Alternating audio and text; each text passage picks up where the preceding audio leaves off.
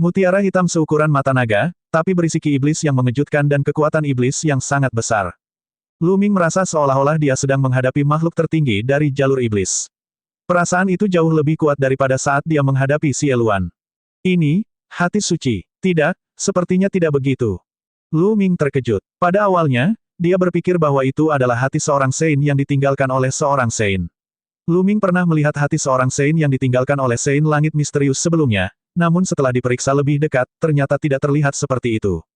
Bas, manik hitam itu berdengung, dan kemudian, seolah-olah memiliki pikirannya sendiri, ia melesat ke langit.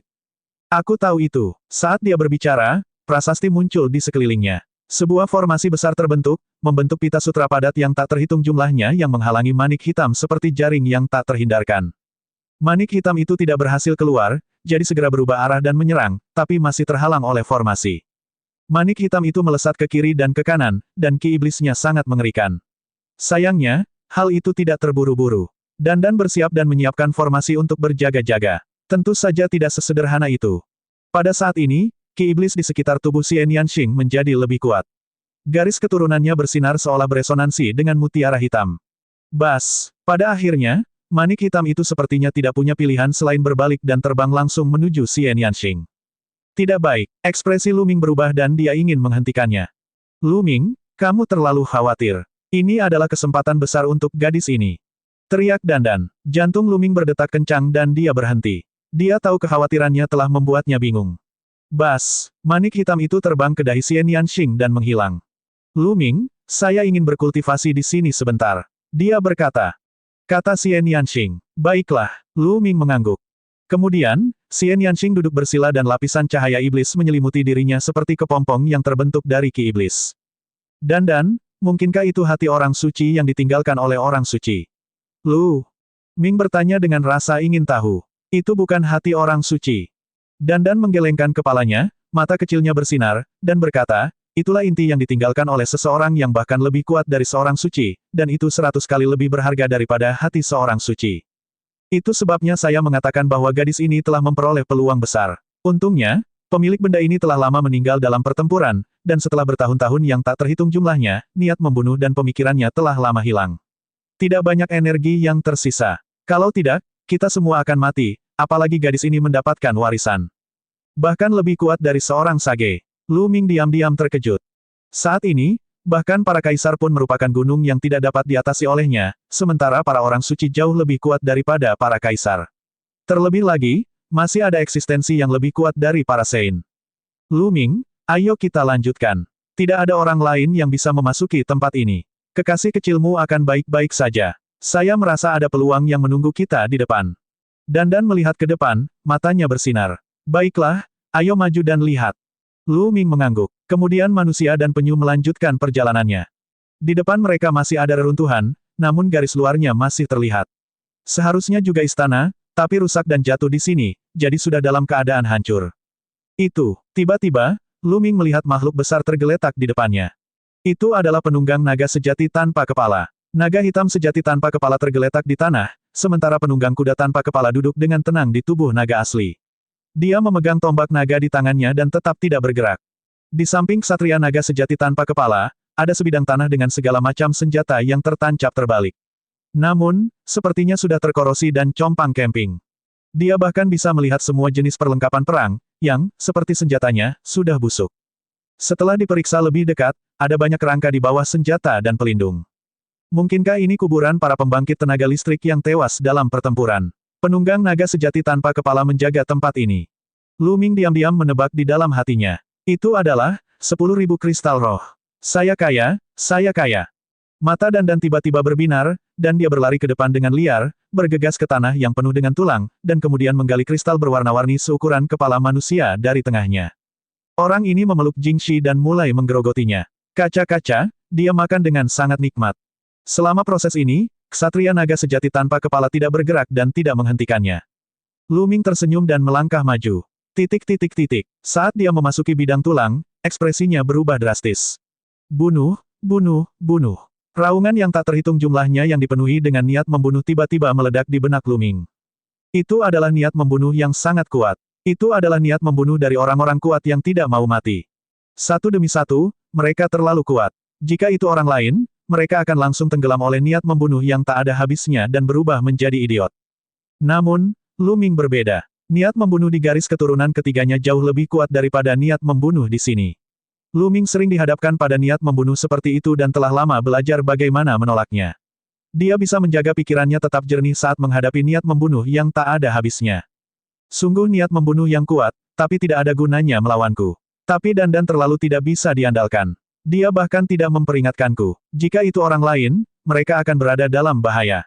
Lu Ming berpikir dalam hati. Dandan masih memegang bongkahan kristal itu dan menggigitnya, matanya menyipit, ekspresi wajahnya sangat menyenangkan. Membunuh, membunuh, membunuh. Niat membunuh itu dipenuhi dengan keengganan yang kuat dan niat bertarung yang pantang menyerah, seolah ingin membunuh dunia dan membunuh musuh.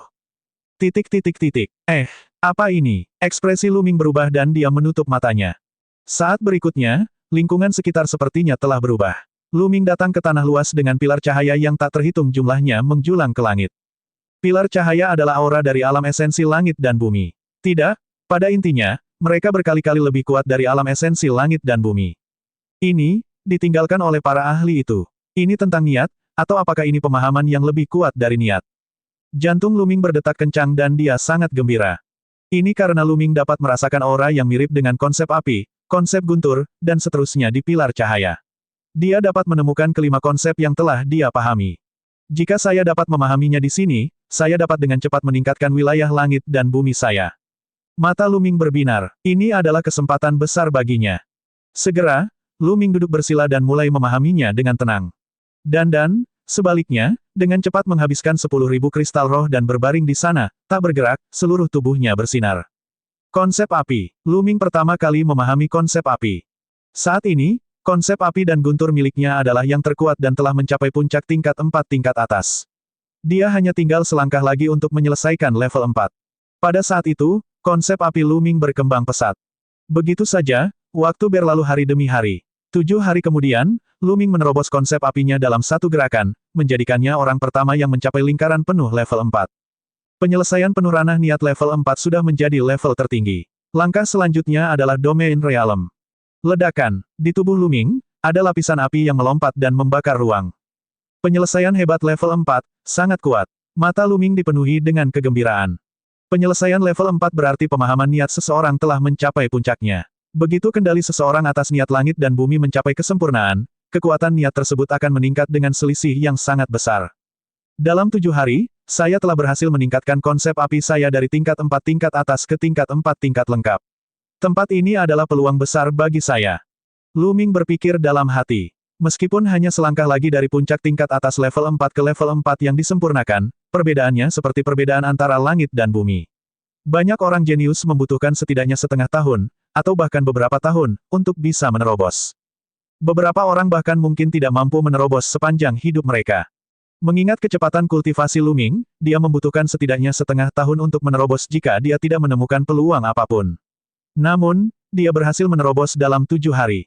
Selanjutnya, konsep guntur. Mata Lu Ming berkedip dan dia mulai memahami konsep guntur. Demikian pula, dalam 7 hari, konsep guntur Lu Ming telah menembus lingkaran penuh level 4.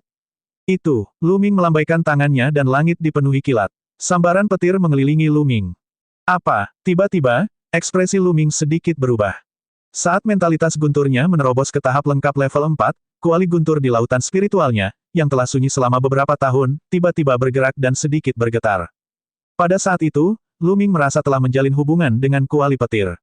Lu Ming telah memperoleh kuali petir ini dari lereng 100 dewa. Saat pertama kali melihatnya, kuali petir sedang mengalami kesengsaraan surgawi, jadi Lu Ming menyimpannya. Setelah itu, Lu Ming menggunakannya beberapa kali. Meskipun itu akan menyerap esensi kehidupan Lu Ming, itu membantu Lu Ming mengatasi kesulitan beberapa kali.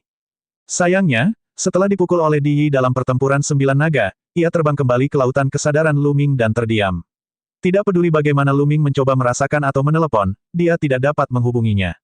Sekarang konsep guntur Lu Ming telah menembus ke tahap lengkap level 4, dia kembali berhubungan dengan kuali guntur. Lu Ming segera mengaktifkan konsep guntur dan merasakan kuali petir dengan hati-hati. Bas, kuali guntur berguncang lebih keras lagi. Pada akhirnya, itu terbang keluar dari antara alis Lu Ming dan melayang di atas kepalanya, memancarkan kekuatan guntur yang luar biasa. Tekanan ini sangat kuat. Lu Ming merasakan kuali petir dan matanya dipenuhi dengan keterkejutan. Tekanan yang datang dari kuali petir bahkan lebih kuat daripada tekanan seorang kaisar. Bergerak, Lu Ming mencoba mengendalikan kuali petir. Dia tidak menyangka bisa melakukannya. Kuali petir terbang naik turun sesuai dengan pemikiran Lu Ming.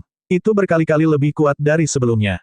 Dulu, dia hanya bisa mengaktifkan kuali petir ketika dia berada dalam situasi putus asa. Petir akan menyerap esensi sejati dan juga esensi kehidupannya. Hanya dengan begitu dia bisa melancarkan serangan. Dia tidak bisa mengendalikannya sebebas yang dia bisa sekarang. Namun, saya masih merasa kuali petir ini tidak dapat diduga. Saya tidak tahu seberapa besar kekuatan yang bisa saya keluarkan. Namun, meski aku bisa mengeluarkan sedikit kekuatan, itu akan sangat membantuku. Mari kita cari kesempatan untuk mencobanya. Lu Ming tersenyum dan mengembalikan kuali petir ke dalam kesadarannya. Kemudian, Lu Ming terus memahami konsep lainnya. Waktu berlalu hari demi hari. Alam esensi langit dan bumi Lu Ming meningkat pesat. Kicau, suatu hari, Lu Ming sedang berkultivasi ketika dia tiba-tiba mendengar suara tidak jauh darinya. Lu Ming terkejut dan segera membuka matanya. Ada makhluk hidup lain di sini. Jika mereka menyakiti mereka, konsekuensinya tidak terbayangkan. Dia membuka matanya dan melihat segumpal rambut putih menggeliat tidak jauh dari situ. Tidak, jika dilihat lebih dekat, itu sebenarnya adalah makhluk yang terlihat sangat mirip dengan tupai. Bentuknya gemuk, bulat, dan sangat gemuk. Apalagi seluruh tubuhnya ditutupi rambut putih, setiap helai rambut putihnya berkilau dan tembus cahaya, tanpa kotoran sedikit pun. Ditambah dengan tubuhnya yang gemuk, ia sangat lucu. Bentuknya tidak besar, hanya sebesar dua kepalan tangan. Pada saat ini, ia mengedipkan mata hitamnya yang besar dan menatap Lu Ming dengan rasa ingin tahu, sambil berkicau. Sebenarnya ada makhluk seperti itu di sini. Lu Ming diam-diam terkejut. Bukankah tempat ini dipenuhi musuh dan tidak ada makhluk hidup? Dalam perjalanan mereka masuk, selain penunggang naga sejati tanpa kepala, Lu Ming dan yang lainnya tidak bertemu dengan makhluk hidup lainnya. Sebenarnya, penunggang naga sejati tanpa kepala tidak dianggap sebagai makhluk hidup. Mungkinkah ini tikus roh? Aneh, kenapa dia muncul di sini? Dan kamu tidak takut dengan niat membunuh yang tak ada habisnya di sini? Kicau, tikus roh putih memandang Lu Ming dengan rasa ingin tahu. Ia mencicit dan menggeliat tubuh gemuknya, berkeliaran di sekitar Lu Ming. Lu Ming mengukurnya dengan hati-hati dan menyadari bahwa tikus roh putih ini terlihat sangat biasa. Lu Ming berdiri dan berjalan menuju tikus roh putih. Tikus roh putih terkejut dan lari dengan cepat. Setelah berlari beberapa saat, ia berhenti dan berbalik untuk melihat Lu Ming dengan rasa ingin tahu. Anak kecil, siapa namamu? Kata Lu Ming. Binatang iblis yang telah mencapai kerajaan bisa berbicara. Kicau. Namun, tikus roh putih hanya berkicau dan tidak berbicara. Apakah dia belum berada di kerajaan raja? Namun, bagaimana seseorang bisa menahan niat membunuh yang tak ada habisnya di sini jika mereka bukan setingkat raja? Keingintahuan Lu Ming terguncang dan dia mengejar tikus roh putih itu. Tikus roh putih itu berbalik dan berlari. Kecepatannya luar biasa cepat. Dalam sekejap, ia menghilang tanpa jejak. Apakah ini mentalitas luar angkasa? Lu Ming tercengang dan tercengang. Seekor tikus spiritual putih sebenarnya bisa mengeluarkan kehendak ruang angkasa. Terlebih lagi, itu tampak lebih misterius daripada ruang yang dibuat oleh Yang Potian dan Dewa Kaisar. Tikus roh macam apa ini? Binatang iblis apa? Lu Ming belum pernah mendengarnya. Lupakan. Pada akhirnya, Lu Ming menggelengkan kepalanya dan terus duduk bersila untuk memahami konsep tersebut. Namun, tidak butuh waktu lama hingga kicau tersebut dimulai lagi. Lu Ming membuka matanya dan melihat tikus roh putih berbaring tengkurap tidak jauh dari sana, menatapnya. Orang ini, Lu Ming bergumam. Dia tiba-tiba bergerak dan menerkam ke arah tikus roh putih. Kicau, tikus roh putih itu terkejut. Ia berbalik dan lari. Dengan kilatan cahaya putih, jaraknya jauh dalam sekejap. Lu Ming bahkan tidak melihat bagaimana ia pergi. Bukankah penggunaan ruangnya terlalu kuat? Petik 2. Lu Ming benar-benar linglung. Setelah beberapa saat, Lu Ming terus duduk bersila. Namun, kali ini, Lu Ming hanya memejamkan mata dan tidak berkultivasi. Sebaliknya, dia menyebarkan kesadaran spiritualnya dan memperhatikan situasi di sekitarnya. Seperti yang diharapkan, tidak lama kemudian, ada kilatan cahaya putih dan tikus roh putih muncul lagi tidak jauh dari Lu Ming. Itu mengukurnya dengan rasa ingin tahu. Mari kita lihat di mana kamu bisa lari saat ini. Bibir Lu Ming membentuk senyuman tipis. Inti penting dalam tubuhnya tiba-tiba meledak, membentuk perisai cahaya inti penting yang menyelimuti radius 1000 meter. Bahkan ruang itu disegel oleh Lu Ming. Di saat yang sama, sosok Lu Ming tiba-tiba bergerak. Seperti seberkas cahaya, dia menerkam ke arah tikus roh putih. Kicau. Tikus spiritual putih itu mencicit, tapi tidak ada kepanikan di matanya yang besar. Ia mengeluarkan gelembung dari mulutnya. Ya, itu adalah sebuah gelembung. Gelembung itu mengembang dengan cepat dan menyelimuti Luming. Begitu Luming bergegas ke dalam gelembung, dia menyadari bahwa tubuhnya tiba-tiba melambat dan dia menjadi selambat kura-kura. Sedangkan tikus roh putih, ia telah melarikan diri tanpa jejak. Ketika tikus roh putih berada jauh, gelembung di tubuhnya pecah. Apakah ini ranah maksud waktu? Kali ini, hati Luming benar-benar kacau. Matanya penuh rasa tidak percaya. Gelembung tadi telah memperlambat kecepatan Luming. Tidak ada alasan lain selain fakta bahwa aliran waktu di dalam gelembung telah melambat. Oleh karena itu, kecepatan Luming melambat. Itu jelas merupakan konsep waktu. Dengan ribuan alam niat, waktu dan ruang adalah rajanya. Konsep ruang dan waktu adalah raja dari semua konsep lainnya. Namun kenyataannya, konsep waktu lebih kuat, lebih misterius, dan lebih langka dibandingkan ruang. Itulah konsep legenda, dan hampir tidak ada yang bisa memahaminya. Namun kini, seekor tikus spiritual putih telah benar-benar menguasai konsep waktu. Hal yang paling mengejutkan adalah tikus spiritual putih ini tidak hanya menguasai konsep waktu, tetapi juga konsep ruang. Mengontrol waktu dan ruang pada saat yang sama adalah hal yang belum pernah terjadi sebelumnya. Itu terlalu mengagetkan dan menakutkan. Luming berdiri di sana dengan linglung dan baru sadar setelah sekian lama. Asal-usul tikus spiritual ini benar-benar mengejutkan. Namun, sepertinya tidak ada niat buruk terhadapku. Ia hanya penasaran dan penakut seperti tikus. Bukan, itu tikus. Luming merenung dalam hatinya. Sesaat kemudian, dia terus duduk bersila. Benar saja, tidak lama kemudian, tikus roh putih datang lagi. Ia tidak jauh dari Luming, mengedipkan matanya yang besar dan mengamatinya dengan rasa ingin tahu. Kali ini, Luming mengabaikannya. Dia menutup matanya dan berpura-pura berkultivasi. Tikus roh putih berkeliaran di sekitar Luming dan mengukurnya. Setelah setengah jam, ia lari. Luming tersenyum dan terus memahami esensi alam langit dan bumi. Keesokan harinya, tikus roh putih datang lagi, masih mengamati Luming. Luming mengabaikannya dan fokus pada kultivasinya. Kali ini, tikus roh putih tampak lebih berani dan mendekati Luming. Setelah setengah jam, ia pergi lagi. Namun keesokan harinya, tikus roh putih datang lagi. Luming tidak bisa diganggu dan fokus pada kultivasinya. Di sisi lain, tikus roh putih akan datang setiap hari dan mengukur Luming dengan cermat. Ia menjadi semakin berani dan perlahan mendekati Luming. 7 hari kemudian, ia naik ke bahu Luming. Setelah beberapa hari, ia memutuskan untuk tidak pergi. Ia meringkuk di kaki Luming dan benar-benar tertidur. Sebuah gelembung muncul di hidungnya. Saat tikus roh putih bernafas, ia menjadi semakin besar. Itu sangat lucu. Luming membuka matanya dan mau tidak mau mengulurkan tangan untuk menyentuhnya. Tikus roh putih tiba-tiba tersentak bangun. Secara naluriah ia ingin melarikan diri tetapi ia segera menyadari bahwa Luming hanya mengelusnya dengan lembut. Kemudian terlihat nyaman dan terus berbaring. Kicau. Setelah beberapa saat, tikus roh putih itu benar-benar tertidur lagi, dan bahkan mengeluarkan suara kicau. Luming tersenyum tipis. Pria kecil yang lucu. Di hari-hari berikutnya, Luming berkultivasi setiap hari. Tikus roh putih sepertinya melekat padanya dan tetap berada di sisi Luming. Apakah ini tikus roh ruang waktu? Tiba-tiba terdengar suara kaget. Luming membuka matanya dan melihat Dandan menatap tikus roh putih itu dengan kaget. Tikus roh ruang waktu. Dandan, kamu kenal dia? Luming bertanya. Dandan dengan hati-hati mengukur tikus roh putih itu, matanya menunjukkan ekspresi yang rumit, seolah dia sedang mengenang, tapi juga sedikit sedih.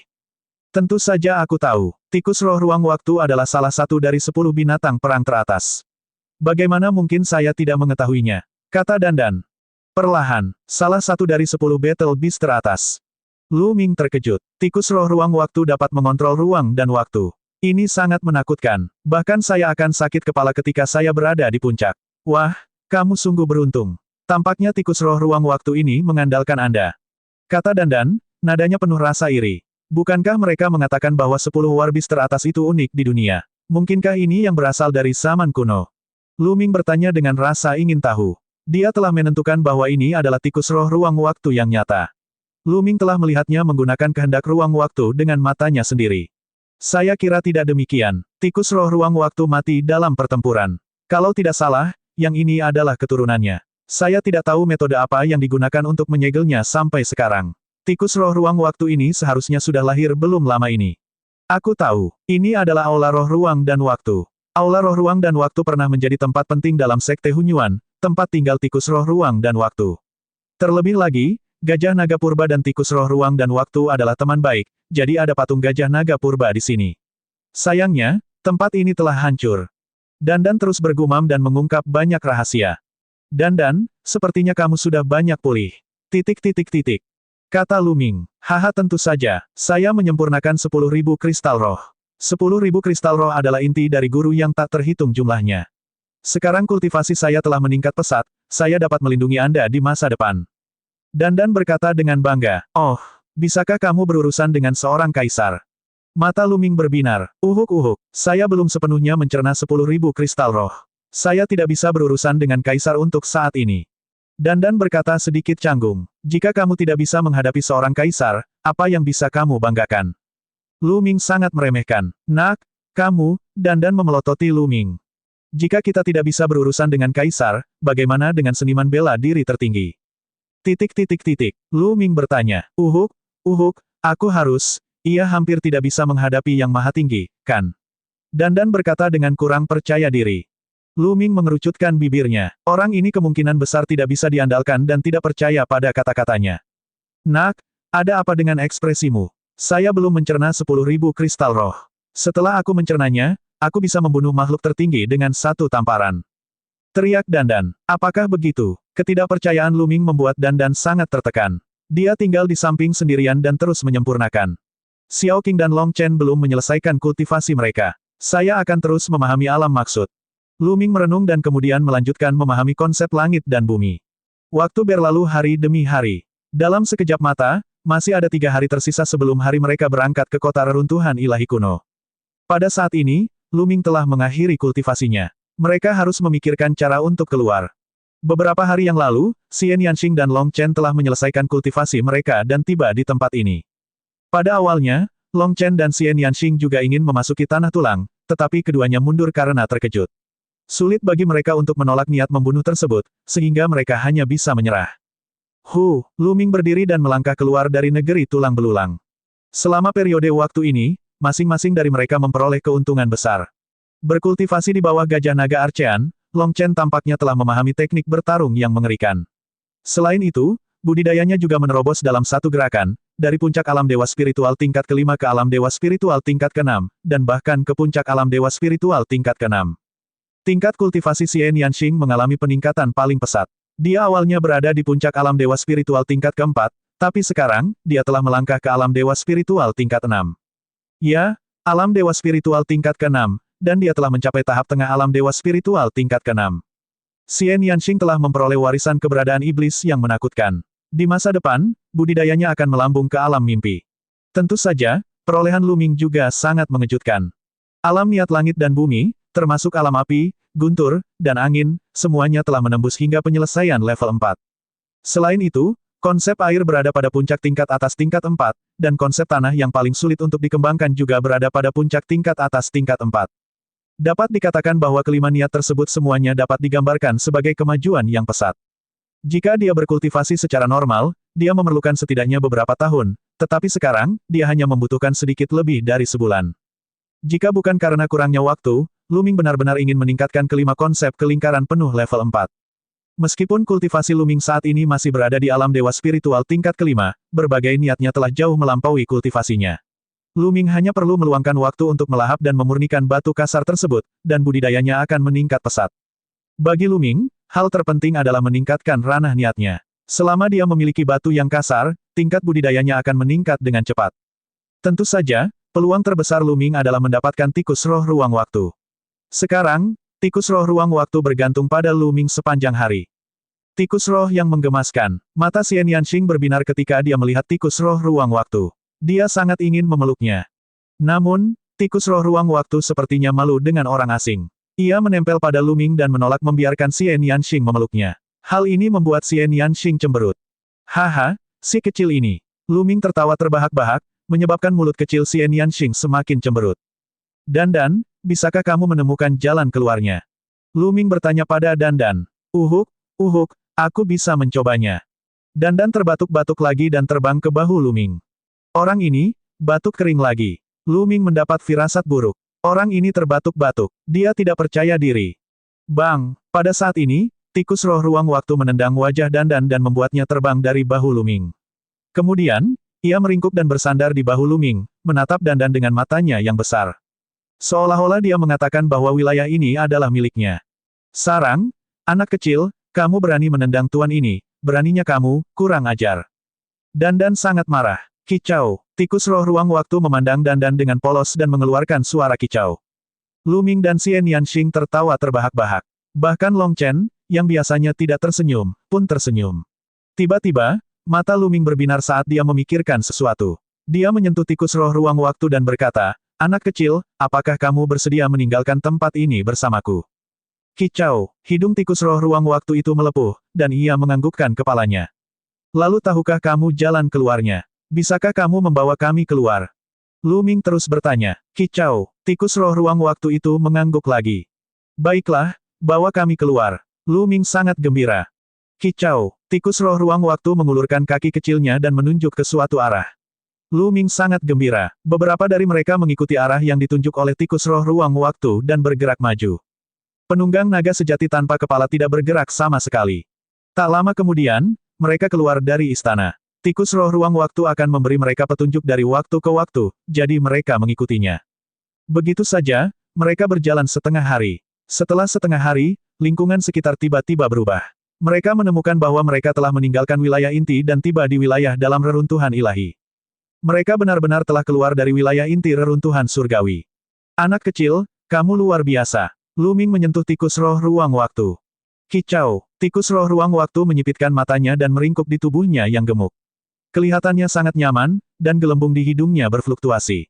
Itu sangat lucu. Mata Xian Yanxing sudah bersinar. Dia menatap tikus roh ruang waktu dan ingin segera memeluknya.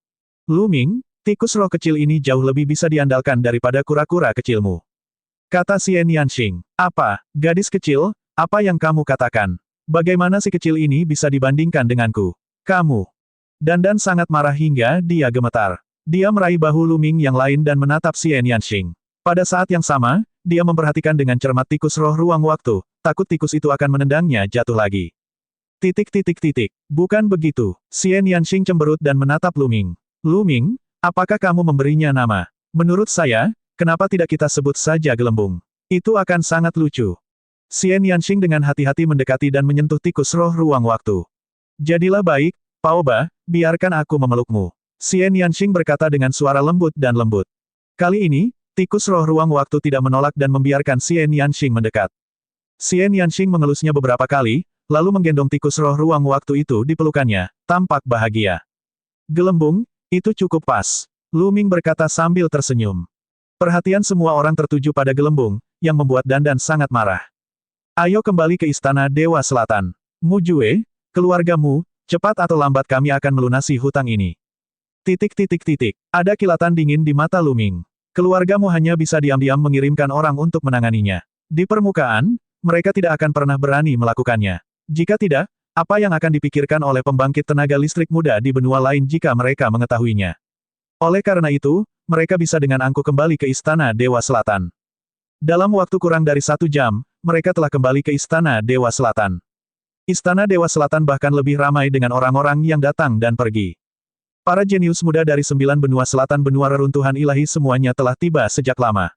Mereka semua telah mengakhiri pengasingan mereka dan berkeliaran di jalanan. Itu karena masih ada 2 hari lagi sebelum mereka harus berangkat ke kota kuno reruntuhan ilahi untuk berpartisipasi dalam pemilihan Sekte Tianshan. Semua orang keluar untuk berjalan-jalan dan bersantai. "Keluargamu sedang mengadakan acara judi batu." "Ah, benarkah? Ayo pergi dan lihat." Tiba-tiba, seseorang berteriak di jalan, dan banyak orang langsung berkumpul di satu arah. Acara perjudian batu. Beberapa dari mereka tercengang. Lu Ming menarik salah satu dari mereka ke samping dan bertanya padanya. Dia kemudian tahu apa yang sedang terjadi. Fitur terbesar dari reruntuhan ilahi adalah reruntuhan ilahi, yang merupakan tambang kuno reruntuhan ilahi. Di tambang kuno reruntuhan ilahi, kemampuan untuk memotong harta karun yang tiada taranya membuat banyak orang sangat tergoda. Namun, tidak semua tambang kuno reruntuhan ilahi dapat menghasilkan harta karun. Kemungkinannya sangat rendah. Dan kekuatan utama Istana Dewa Selatan akan mengambil banyak tambang kuno reruntuhan ilahi sesekali agar orang dapat memilih sesuka hati. Tentu saja, mereka harus membayar batu permata mentah. "Keluargamu." Bibir Lu Ming membentuk senyuman dingin saat dia, Xian Yanxing, dan Long Chen mengikuti kerumunan. Tidak lama kemudian, rombongan sampai di sebuah alun-alun besar. Saat ini, alun-alun sudah dikelilingi lautan manusia. Di alun-alun, ada banyak rak. Di rak, ada potongan tambang kuno reruntuhan ilahi berwarna kuning berkilau. Sekilas, ada ribuan keping. Beberapa ribu sepertinya banyak, tapi itu bukanlah kekuatan yang besar. Berapa banyak orang yang ada dalam kekuatan besar? Ada orang-orang yang berkeliaran di sekitar reruntuhan surgawi setiap hari.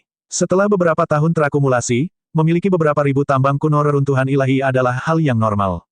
Di salah satu sisi rak terdapat platform tinggi tempat beberapa ahli dari keluarga Mu sedang duduk. Mu Jue sedang duduk di tengah. Sejujurnya, suasana hatinya sedang buruk akhir-akhir ini. Karena Lu Ming dan Long Chen, keluarga Mu kehilangan banyak majikan. Beberapa waktu lalu, ia bahkan dihukum oleh ayahnya hingga menghadap tembok. Ia baru dibebaskan beberapa hari lalu untuk menjadi tuan rumah acara judi batu keluarga Mu hari ini. Huff, Lu Ming, Long Chen, Anda beruntung telah mati di inti reruntuhan ilahi. Kalau tidak, aku akan menempatkanmu dalam dilema. Juga, sayang sekali Xian Yanxing itu, sangat cantik. Mu Jue berpikir dalam hati. Ketika semakin banyak orang berkumpul di alun-alun, dia merasa sudah waktunya. Ia berdiri, melihat sekeliling, dan berkata, hari ini keluargamu mengadakan acara judi batu dan kami telah mengambil semua tambang kuno yang telah kami kumpulkan selama puluhan tahun. Pasti ada harta karun langka di dalamnya. Jika Anda ingin bertaruh pada batu, Anda bisa datang dan memilih dengan hati-hati. Rasakan dengan hati-hati. Yang terpilih bisa mengambil 100.000 batu mentah. Mu Jue mengumumkan aturan perjudian batu. 100.000 batu mentah, itu sangat mahal. Beberapa orang tersentak. Itu memang mahal. Dulu tidak semahal keluarga lain mengadakan acara judi batu. Terlalu mahal. Biasanya, membeli tambang kuno reruntuhan ilahi tidak terlalu mahal. Banyak orang mulai berdiskusi, dan untuk sesaat, tidak ada yang naik. Sebenarnya, banyak orang yang tahu dengan jelas di dalam hati mereka bahwa tambang kuno reruntuhan ilahi yang diambil oleh keluarga-keluarga besar ini semuanya telah melalui pemeriksaan ketat. Tambang kuno reruntuhan ilahi yang mungkin menyimpan harta karun telah lama disaring. Yang bisa diambil semuanya dipilih dengan cermat, jadi peluang mendapatkan harta karun tidak tinggi. Terlalu mahal untuk menjual 100.000 batu mentah dengan harga ini. Wajah Mu Jue berubah sedikit dingin dan dia berkata, biasanya, saat membeli tambang kuno reruntuhan ilahi, saya tidak bisa membiarkan Anda memilih dengan hati-hati dan merasakannya dengan hati-hati. Tapi sekarang, saya bisa. Selain itu, saya jamin bahwa tambang kuno reruntuhan ilahi ini semuanya adalah barang premium. Saya jamin reputasi keluargamu. Saya akan mencoba. Aku akan mencobanya juga. Begitu Mu Jue selesai berbicara, beberapa pria kekar melangkah maju dan dengan hati-hati memilih batu mentah dari ribuan. Setelah beberapa lama, beberapa orang besar telah selesai memilih dan masing-masing membayar 100.000 batu mentah. Mari kita buka dan lihat. Seseorang berteriak. Baiklah, beberapa pria kekar itu mengangguk. Ketika dua pria kekar pertama membelah tambang kuno reruntuhan ilahi, tidak ada apapun di dalamnya. Ketika pria kekar ketiga membelah tambang kuno reruntuhan surgawi, cahaya pelangi keluar dari sana. Harta karun telah muncul, harta karun telah muncul. Penonton gempar saat mereka menyaksikan dengan mata terbelalak. Pedang giok, astaga, ini sangat kuat. Seseorang berseru. Di dalam tambang kuno reruntuhan ilahi yang dibelah oleh pria kekar itu sebenarnya ada pedang giok yang kecil dan indah, yang memancarkan fluktuasi yang menakutkan.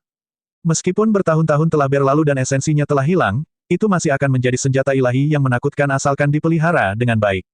Sepertinya ini adalah senjata spiritual kaisar. Seseorang berseru, menyebabkan kerumunan menjadi hiruk-pikuk. Memang ada harta karun. Mu Jue benar, kumpulan tambang tua ini sangat bagus. Pedang giok ini bernilai setidaknya puluhan juta batu mentah. Bahkan mungkin nilainya lebih dari itu. 100.000 batu mentah untuk puluhan juta batu mentah. Ini untung besar. Melihat pedang giok itu, mata banyak orang memancarkan cahaya yang menyala-nyala. Hahaha, pria kekar itu segera menyingkirkan pedang gioknya dan meninggalkan tempat itu. Itu hanya 100.000 batu mentah. Akan sangat bermanfaat jika kita berhasil menang. Ya, kami akan bertaruh. Saat ini, banyak orang yang tergerak. Mereka berjalan ke alun-alun dan mulai merasakan dengan cermat. Kemudian, mereka masing-masing memilih tambang kuno di reruntuhan ilahi. Tentu saja, setiap bagian dari tambang kuno reruntuhan ilahi harus membayar 100.000 batu mentah. Tak lama kemudian, ada puluhan orang yang memilih puluhan tambang tua. Mu Jue tersenyum. Mari kita buka dan lihat. Seseorang berteriak. Segera, mereka yang telah memilih tambang lama itu membukanya. Sayangnya, tidak satu pun dari lusinan orang yang hadir menemukan harta karun apapun. Sungguh sial, saya telah membuang 100.000 batu mentah. Sial, kalau orang lain bisa mengambilnya, bagaimana mungkin saya tidak? Sial lagi. Beberapa orang kejam dan mengambil beberapa potong berturut-turut, tetapi mereka tidak menemukan apapun. Pria kekar itu kemungkinan besar membosankan. Lu Ming dan yang lainnya berbaur di antara kerumunan. Saat ini, Lu Ming tersenyum tipis. Xian Yanxing dan Long Chen keduanya mengangguk. Besar kemungkinan beberapa pria kekar pada awalnya bekerja sama dengan keluargamu untuk mengadakan pertunjukan guna merangsang orang lain untuk maju dan memilih. Hanya dalam beberapa saat, dia telah menjual puluhan tambang tua dan menghasilkan jutaan batu mentah. Itu adalah keuntungan gratis.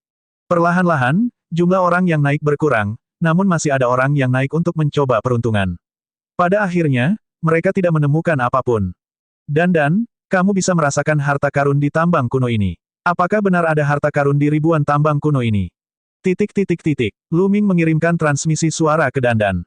Ya, tapi hanya sedikit. Ada hal-hal baik di dalamnya. Apa kamu menginginkan mereka? Saya bisa memilihnya satu per satu. Kata Dandan, tentu saja aku menginginkannya. Jika ada harta karun, bodoh sekali jika tidak mengambilnya. Apalagi itu milik keluargamu. Lu Ming tersenyum dan melangkah ke alun-alun. Mujue sedang duduk di kursi dengan malas. Pikirannya penuh dengan pikiran. Dia sedang memikirkan bagaimana dia bisa memamerkan kekuatannya dalam pemilihan murid Sekte Tianshan. Bagaimana dia bisa dipilih oleh Sekte Tianshan dan memasuki Sekte Yuanshan untuk berkultivasi. Sejak saat itu, dia akan terbang ke 9 surga, menerobos alam kaisar bela diri, dan bahkan menjadi orang suci. Dia akan bisa melihat ke bawah ke gunung dan sungai. Saat dia memikirkannya, dia tiba-tiba melihat sosok familiar berjalan ke alun-alun. Pupil Mujue tiba-tiba melebar. Seluruh tubuhnya gemetar dan dia melompat dari kursi.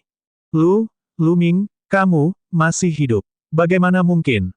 Mujue berteriak tak percaya. Dia benar-benar tidak percaya. Bukankah Lu Ming memasuki inti reruntuhan ilahi? Apalagi sudah lebih dari setengah bulan. Bahkan seorang kaisar pun akan mati setelah memasuki inti reruntuhan surgawi dalam waktu yang lama dan tidak akan bisa keluar. Sekarang, Lu Ming benar-benar muncul di hadapannya dengan angkuh. Bagaimana mungkin dia tidak kaget? Kemudian, dia melihat sekeliling dan menemukan Xian Yanxing dan Long Chen di tengah kerumunan.